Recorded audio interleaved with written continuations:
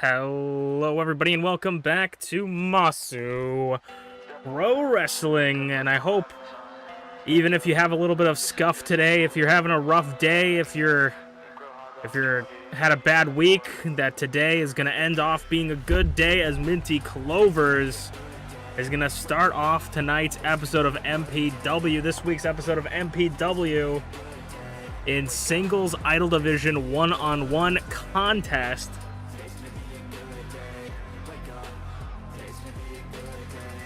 MintyClovers is here to go one-on-one against a compatriot in the Idol Division. MintyClovers, as far as we are aware, not in the tag team tournament, and unfortunately for her, not in the Idol Division #1 contenders tournament that will be starting off tonight. Both Icon and Idol Divisions will have an 8-participant, actually, I think 4-participant, tournament to determine the #1 contender for the championships. Many people have become ineligible due to their qualifications or their timing in the tag tournament, so we might see some people who haven't had shots, maybe people that have had shots but didn't quite get the win against the unbeatable, unstoppable Zarataro, currently the longest reigning MPW Icon Division champion in history.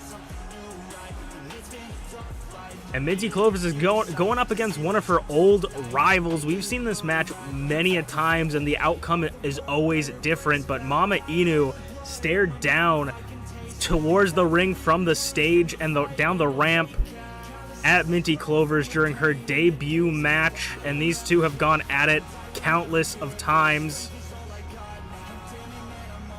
The only difference for MamaInu is MintyClovers was able to pick up a Idol Division championship in the first season. MamaInu yet to pick up any championship, not an open weight or Idol Division. She's looking to make that change in Season 2 for sure.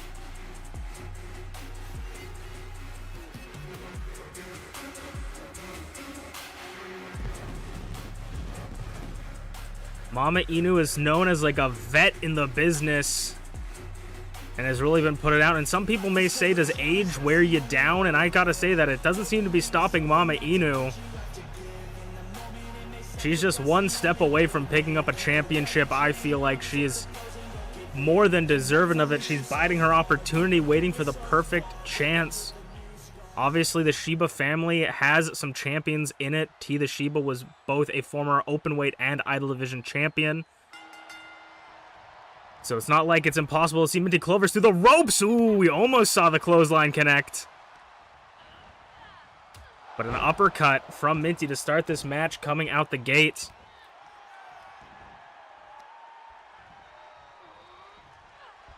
This is the only non-tournament match tonight as Minty goes in for an inverted Boston Crab. We don't really see submission holds super often, especially not like this one from MintyClovers. MintyClovers much more of a high flyer, but going up against someone like MamaInu, who just knows the basics, Fisherman Buster, that knows the basics so well, has the fundamentals down. You know, it's hard. You got to fight sort of a whole old school style when it comes to wrestling with MamaInu, with just a little bit of new tricks up her sleeve, just as I'm saying it right now, maybe looking for an elbow drop. No, from the top rope. Like I said, we don't see many submission holds from Minty, but we don't see many off the top rope maneuvers from MamaInu. Goes for a double axe handle off the top rope and already gets a 2 count for her troubles.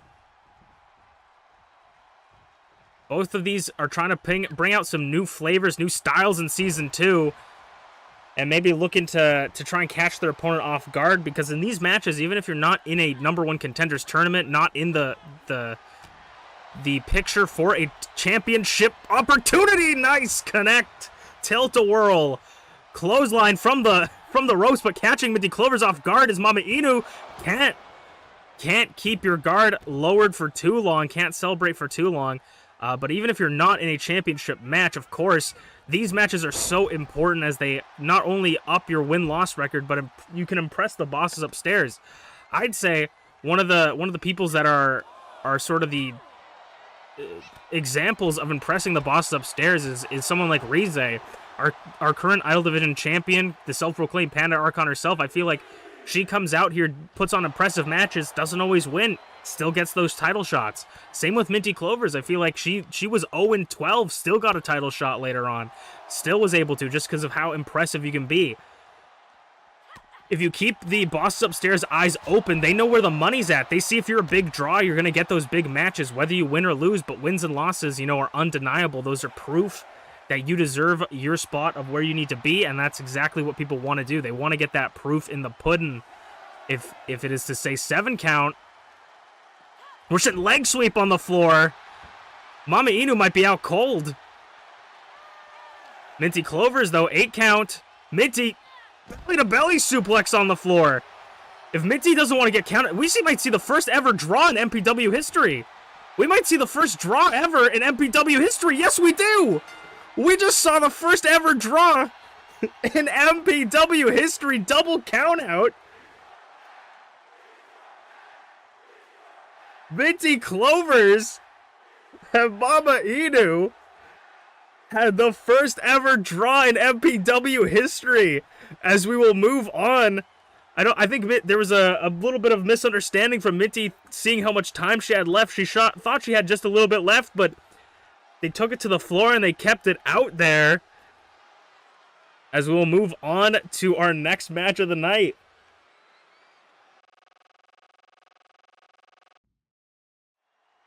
All right, it is time to continue the first ever MPW Tag Team Championship Tournament.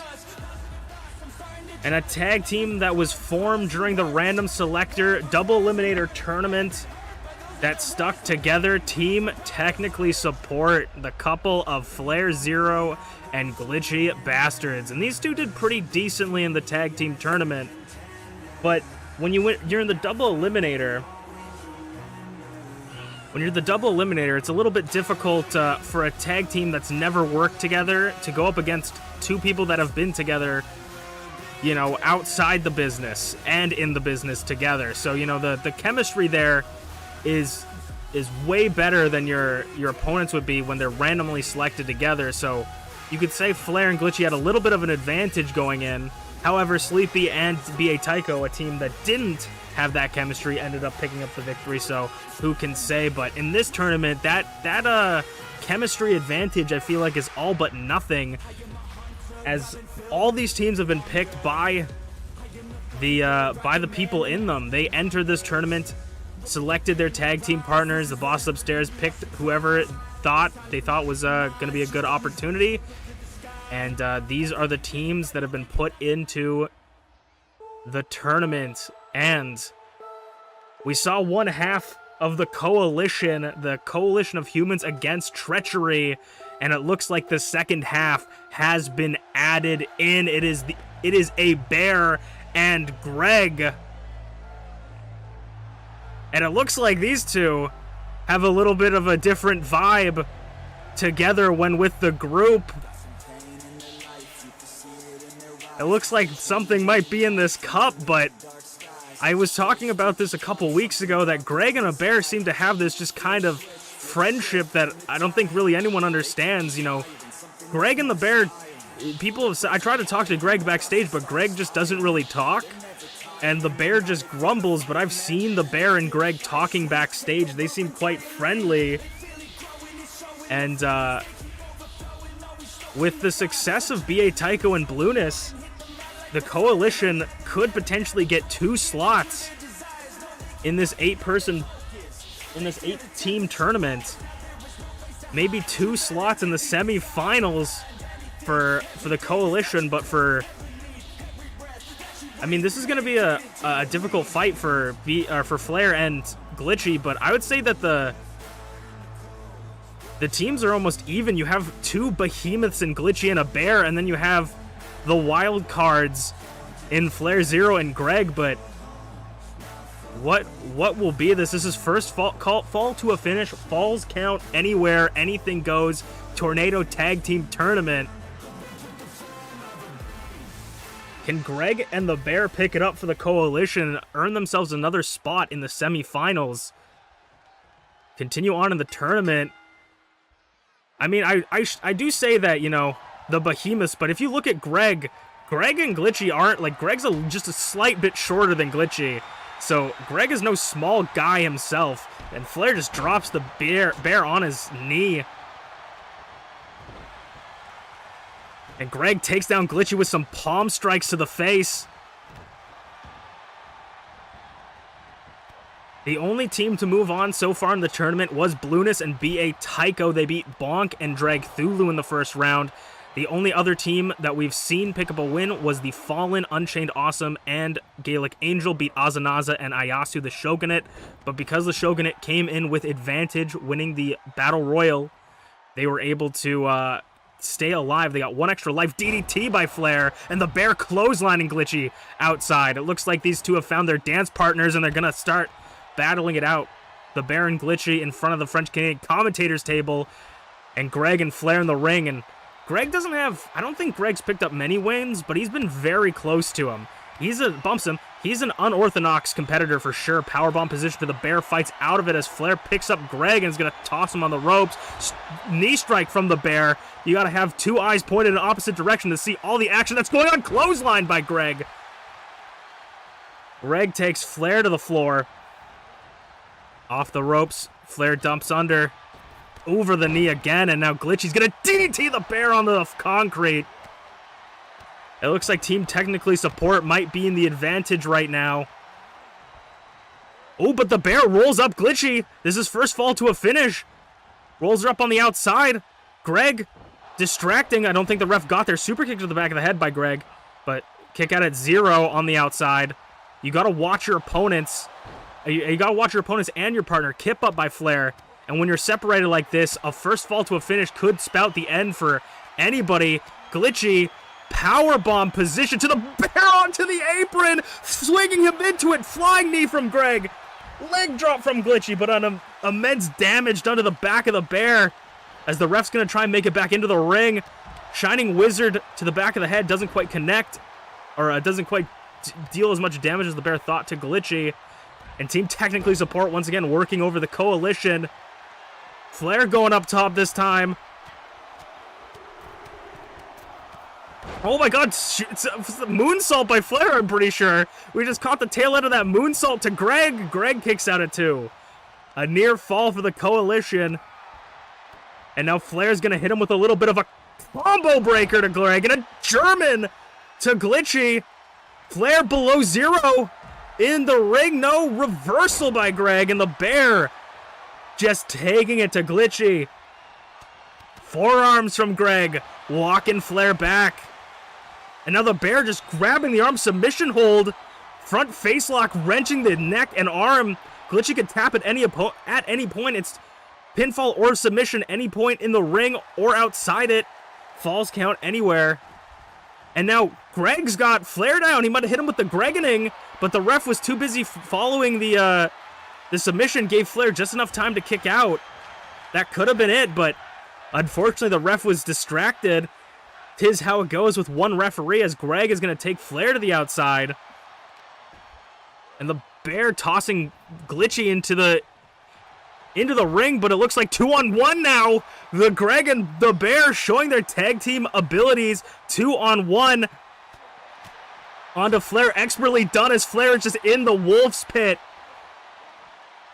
A little bit of interruptions there by Greg, but Northern Lights suplex, and now Glitchy. Talk about bear. Mama Bear's coming in to take out the bear, and now looking to maybe help with Greg here, try to get some payback.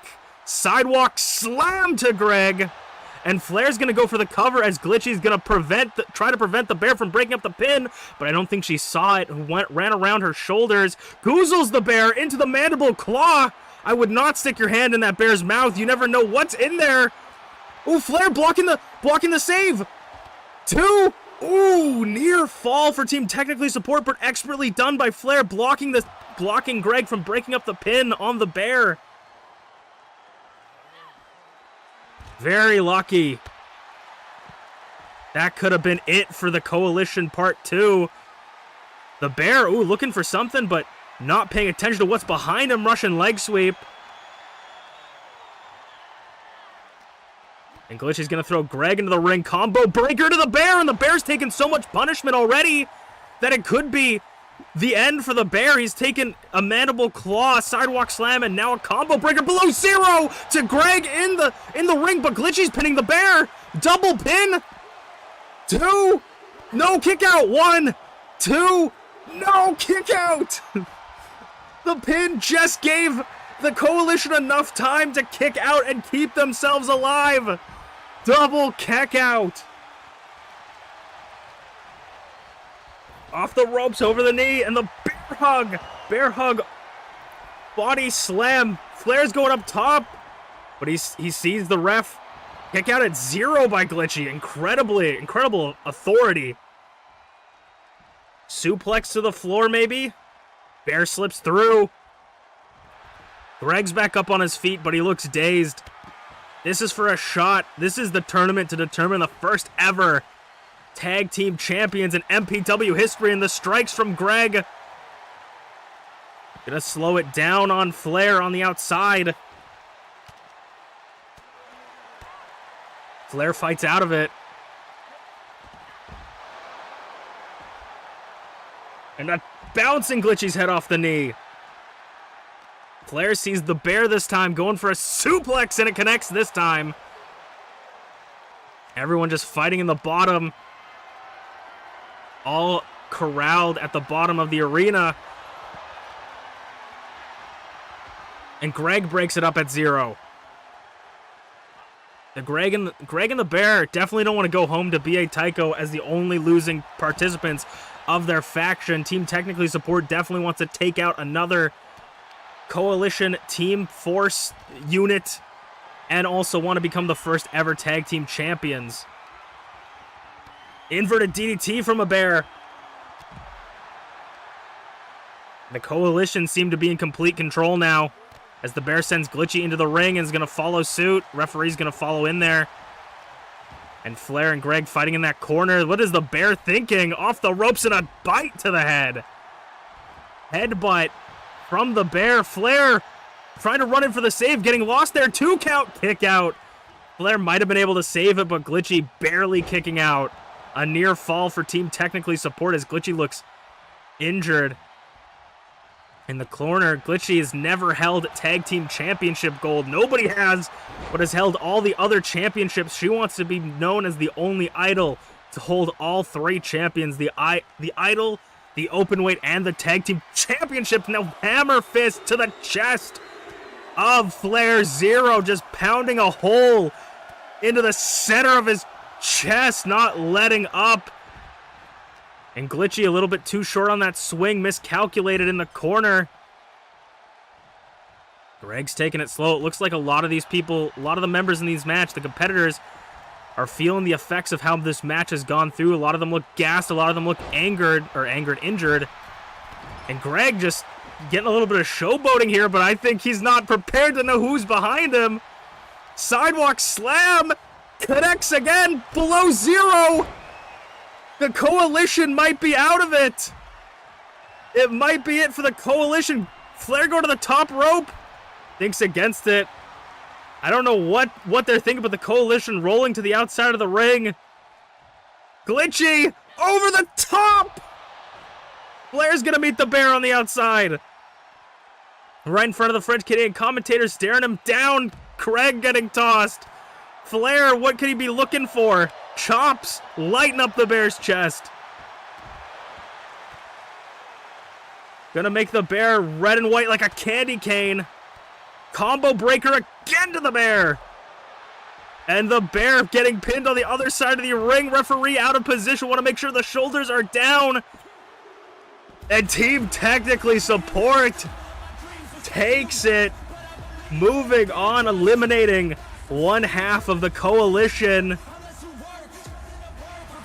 A massive victory for these two, and I would say with an elimination like that, you are limiting the teams that have worked together. You know, these two are definitely on the upper echelon of chemistry when it comes to tag team matches, and they just showed it there tonight.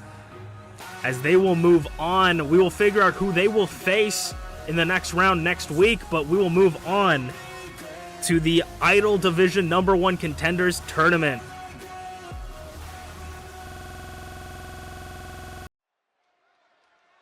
It is time to start the Idol Division #1 Contenders Tournament. There will be 4 contenders in this tournament to determine the #1 contender to Rize's championship. Someone that Rize knows very, very well, a former Idol Division champion, former openweight champion, Rocky.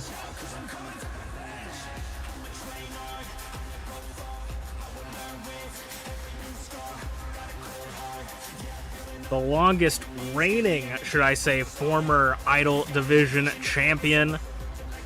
The only Idol Division champion to ever defend the championship twice. Rize's defended it once so far. Can Rize beat the streak? But Rocky, just under 100 days, held the Idol Division championship. And you know the self-proclaimed Panda Archon herself is going to be looking to try and get past those days, try to get as far as she can with that championship.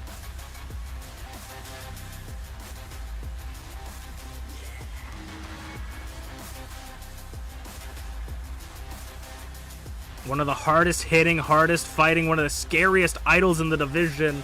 One of the reasons why I have my own booth up here and I'm not down there with the French-Canadian commentators. It's in my contract. If there's any spooky people in MPW, I'm up here. You know, I get to be up here. We know Rize is going to be sitting back with the Shogunate backstage, not only prepping for their future tag team tournament rematch against the Fallen, but also Rize is going to be keeping her eyes on this as the person that Rize got the championship from and the person that we most recently saw throwing Rize off the top of a cage. It is TeaTheShiba realizing her redemption against Rize, tossing Rize off the top of a steel cage. Not for the title, though. Realizing the redemption of when she first lost the championship, the first ever championship match she was in, she was tossed off the top of a cage in a very similar manner of Rize. And she's looking to get that championship back. That championship means everything to TeaTheShiba. And she is waiting for her opportunity to come back and grab it. This time one-on-one with Rize, not in a triple threat. Booty popping moonsault, Rocky rolls through.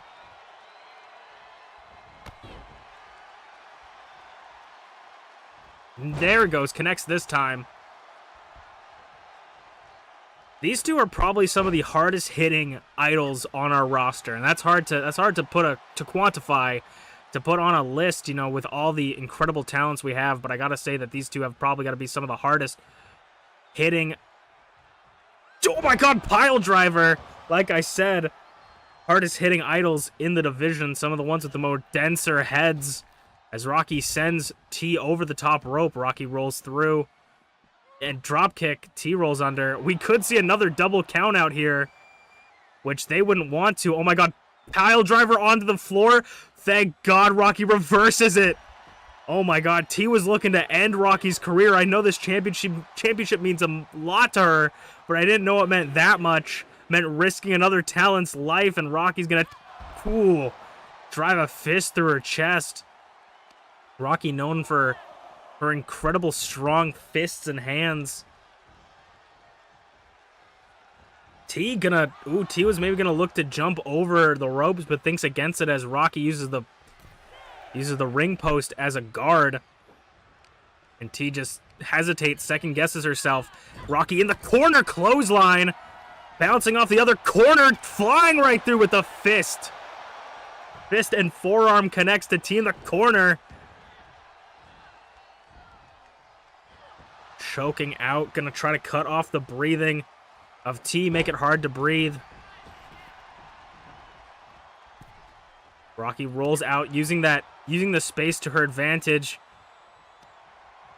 Expertly done. You want to know exactly when you can roll, when you need to roll out and when you need to stay close, you know, trying to make sure that T's playing by her rules. Fisherman suplex.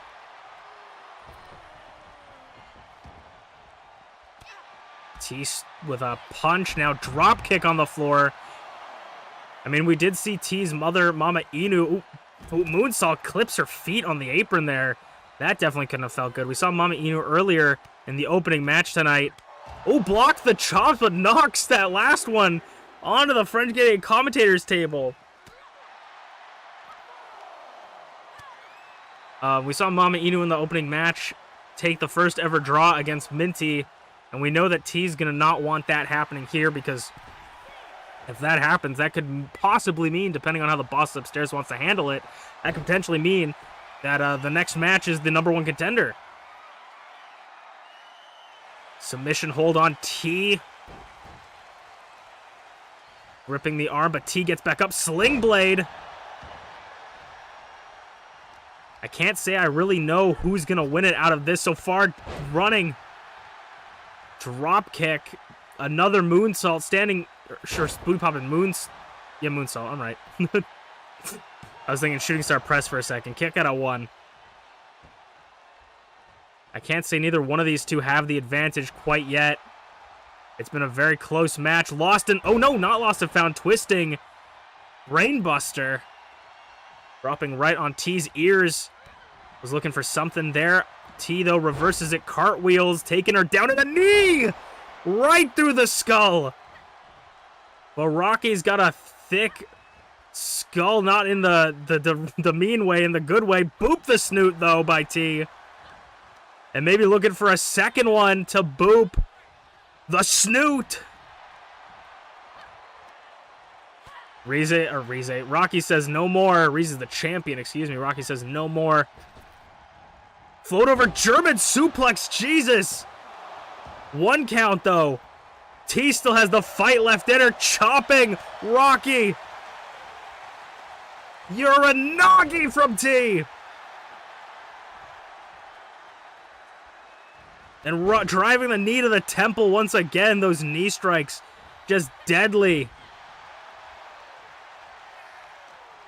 Such a stiff bone to drive into someone's head. Fucking Falcon Arrow. Falcon Arrow. Yeah, Falcon Arrow, I think. Or Michinoku driver. Oh, caught her. Back body drop. Rocky thinking of something, but everything she has in her head just can't quite make a decision. Catches. He gets back into it with that chop again. Just lighting up Rocky. Ooh, a slap rocking T. You could hear the vibration off that slap throughout the arena as Rocky picks up T and is going to drop her face first onto the apron. Dropping the legs and a back handspring with the knees again. 4 count. I mean, you can win this by count out. You just definitely don't want to lose it by count out. Rocky's going up top this time.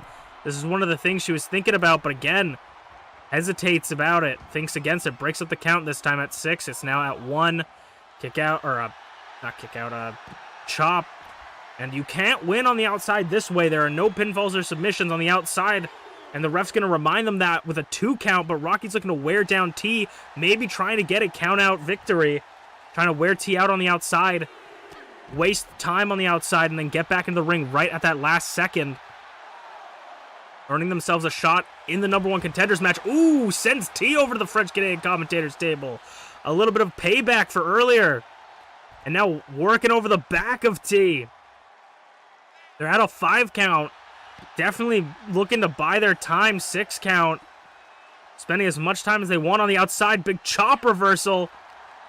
But you got to be careful because at any moment, T, Hurricane Rana, step up Hurricane Rana, T could turn the table on you. 8 count. Could we see a second draw? No, T.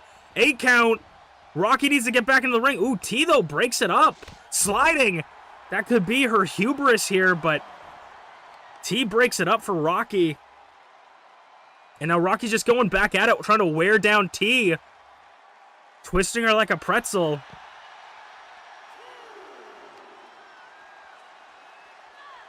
Rocky with a chop and a punch and a uppercut combination, just smacking T around, trying to knock her out. I want to say that's a Michinoku driver. I want to say it. I don't know though. I don't know the difference between a Michinoku driver and a Falcon Arrow. I'm sorry. I want to say that's a Michinoku driver. And now T up against the barricade, looking out of it. 6 count.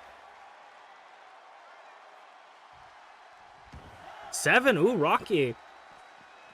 Thinking against, maybe wanting to win this way. Wanting everyone to see that she earned this victory and didn't just take the easy way out. Or maybe just wants to inflict that much more punishment onto T. Who could say? T gets sent back into the barricade.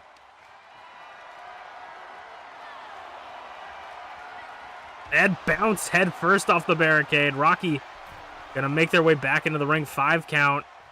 Rocky, yeah, just using as much time, trying to break the count, be on the outside as much as possible.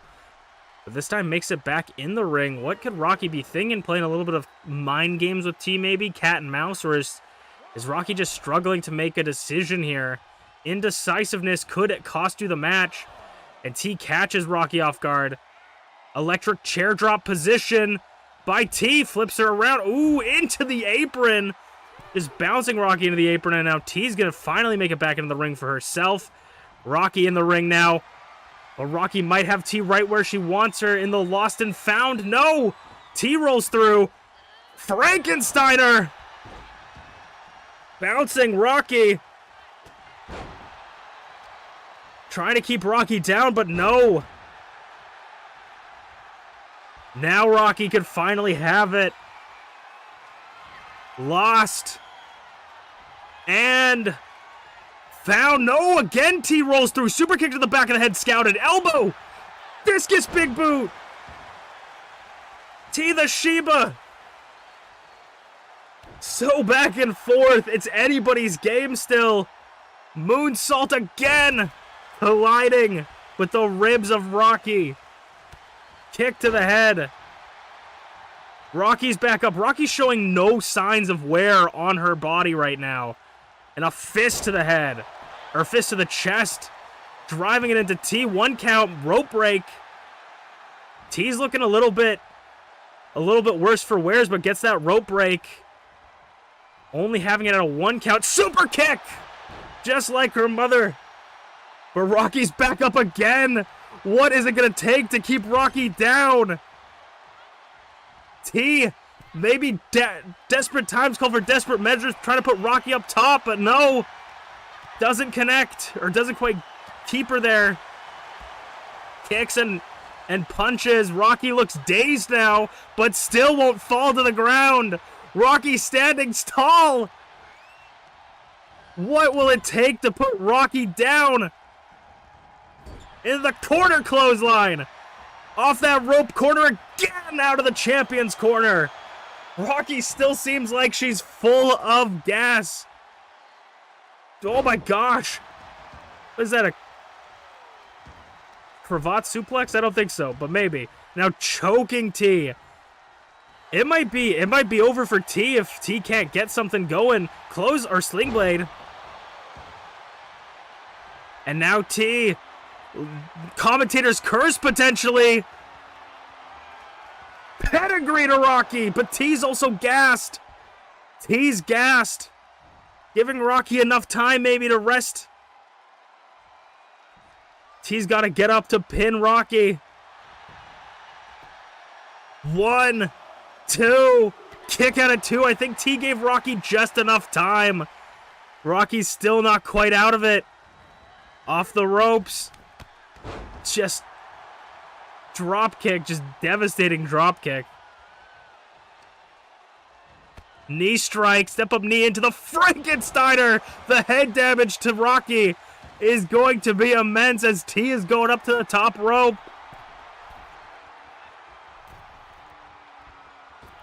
Oh my god, 450 narrowly avoided by Rocky. And now is it finally third time's the charm? Lost and found to T. It's over. No! The shoulder barely getting up. Rocky nearly putting T away to move on to the next round. Head first into the turnbuckle. And now just stomping a mud hole into T. Ooh, that slap. That devastating slap by Rocky T, though. Second time. Out of nowhere, pedigree. Has it done enough for Rocky? Has it done enough? Who's going to get up first? Rocky this time might be completely out of it, but so does T.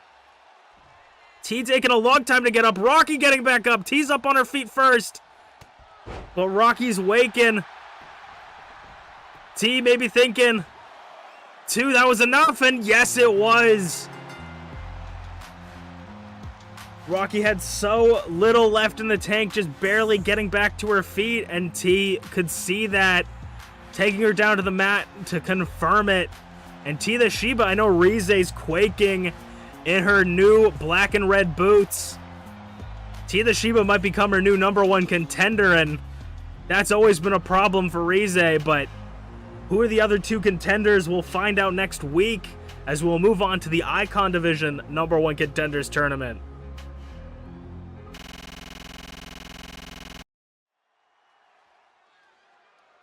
All right, it's time for the Icon Division #1 Contenders Tournament. Like the Idol Division, there are going to be 4 competitors for this tournament to determine a #1 contender for the incredibly dominant Zarataro's championship. And the first one, someone who hasn't got that championship title opportunity, Dabi, making his entrance. And I mean, Dabi is definitely the wild card, the dark horse, as I always say. His unorthodox wrestling style is a high risk, high reward for him, because we've seen him get some big upsets over some very dominant competitors, but we haven't quite been able to see him get to that point where he may become a champion. He's been in openweight championship matches before, just not able to pick up that win.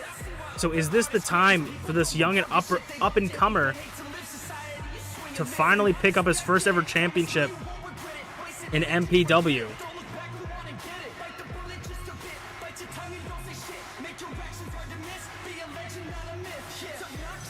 But he's got to go one-on-one and win this tournament, go all the way. And someone who we've seen win a handful of #1 contenders matches and even was the #1 contender previously, it's Adur Potato. Potato has gone up against Zarataro one-on-one for the championships, and Zarataro picked up a very handy win.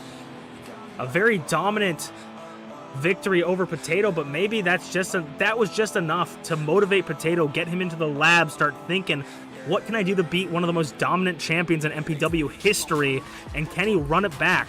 Potato wants that run back. When it comes to Zarataro, he has not been able to pick up a win. Zarataro beat him in the open weight match that he had with Zarataro, Blueness, and him, and then beat him in the Icon Division championship. Can Potato pick up a win against Zarataro and pick up his first ever MPW championship? We're looking at 2 people that have never held the championship, but 1 person that's made it to the match. Can Dabi take down Potato and get his first #1 contendership moving on in this tournament? Or will Potato show just how he did it and get another shot at Zarataro's title? We'll have to see. These 2 are big bruiser, beefy boys, and this is your main event of the evening. Trying to get Potato on the ropes in a right-hand headbutt. Nobody quite wins in a headbutt except for Potato. And now just picking up Dabi. Fisherman Buster. And Hammer Fists. I mean, if someone is going to match Dabi's style, I would say it's definitely going to be closely maybe to Potato. These 2 are just big, beefy boys with big, beefy fists. Oh my god, grabbing both his arms for a belly-to-belly. Overhead belly-to-belly. And it looks like there's a little bit of pep in Potato's step here. Bouncing his head off his knee. And, I mean, Potato, it looks like he's a man on a mission, a man with authority here, wanting to get that championship back. It took, or a title shot back. It took Potato so long to get into the title picture. He's been fighting, but just never quite got there. And now that he's got a taste of it, it doesn't look like he wants to let it go as he sends Dobby off the ropes. But I think that someone with so much focus, Potato, a horse with blinders right now, is the perfect opponent for Dobby. He feeds off those people that have just one-track minds right now, focusing on one thing, and they underestimate their opponent, and Dobby comes out on top. So we'll have to see if Dobby can use Potato's own mind against him. But right now it's been all Potato since out of the gate.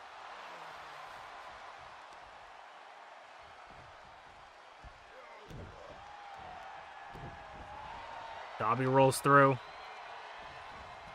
And now Dobby getting some offense in finally. If not just a little, but finally getting a handful of offense onto Potato. Sends Potato off the ropes. Gonna collide with him in the center of the ring. He's gonna meet him halfway. Like a positive relationship, meet halfway. Dobby picking Potato up, blood draining to the head as Dobby just lifting Potato, all that blood rushing to Potato's head.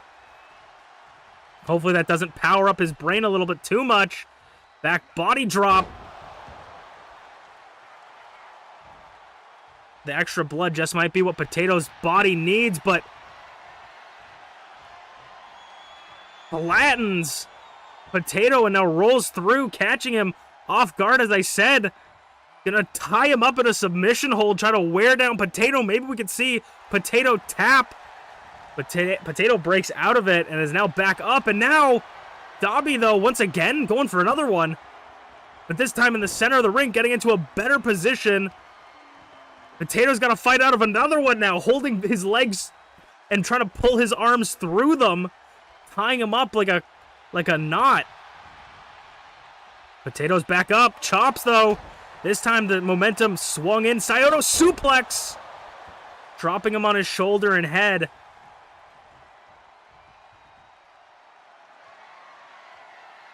And catching Potato. We don't usually see Potato dive very often. Dive to the outside and got completely caught. Rotated by Dobby, expertly caught. As another fight takes it to the outside. Dobby's going to go back into the ring. Potato's following suit. Big boot to the temple. Flipping him around. And now just ragdolling him. German suplex by Potato.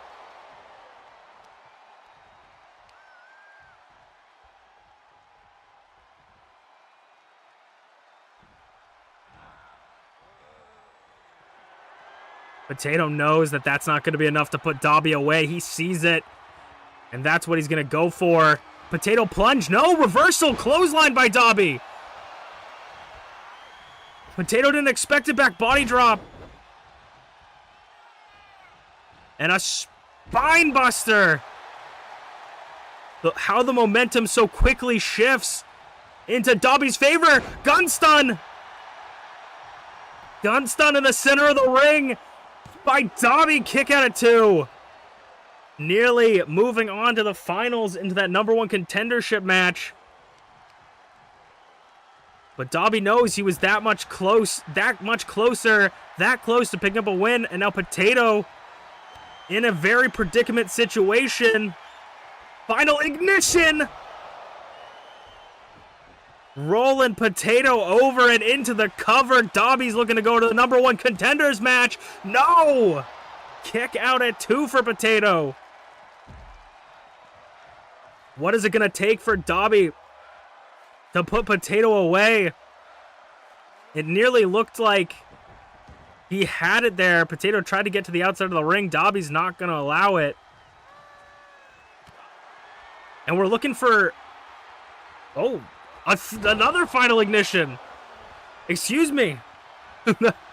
I was thinking he was maybe going for that submission hold, but on the second final ignition to Potato to put him away. Catch caught me off guard.